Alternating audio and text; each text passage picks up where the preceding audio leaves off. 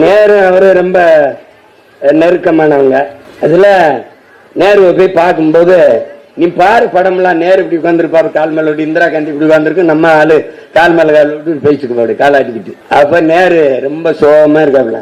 ஏன் முகம்லாம் வாடி போயிருக்கு என்ன அப்படின்னு ஒண்ணுல காமராஜ் இந்த திண்மையா ராணுவ தளபதி அந்த ராணுவ அமைச்சருக்கு ஒத்துழைக்க மாட்டேங்கிறான், பெரிய சிக்கலா இருக்கு காமராஜ், என்னால அதை சமாளிக்க முடியலன்னு தாத்தாட்ட தர்றாப்ல. இது என்ன பெரிய விஷயம், இதுக்கு போய் அப்படி சொந்துக்கிட்டு இருக்கிறீங்க?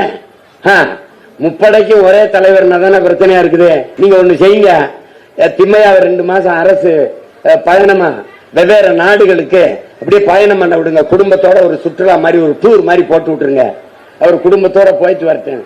வர்றதுக்குள்ள இந்த படையை பிரிச்சு 3 படையா, கடற்படை, காலாட்படை, வான்படைன்னு பிரிச்சு 3 படைக்கு 3 தளபதிகளை போட்டுருங்க.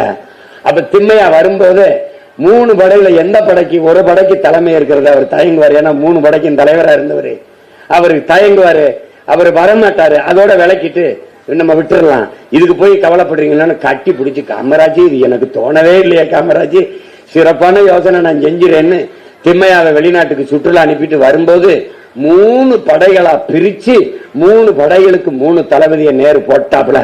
இன்னைக்கு 3 படை இருக்குதுன்னா அது என் தலைவன் காமராஜ் மூளையில சிந்திச்சதுதான் நீங்க கவனத்தில் வச்சுக்கணும்.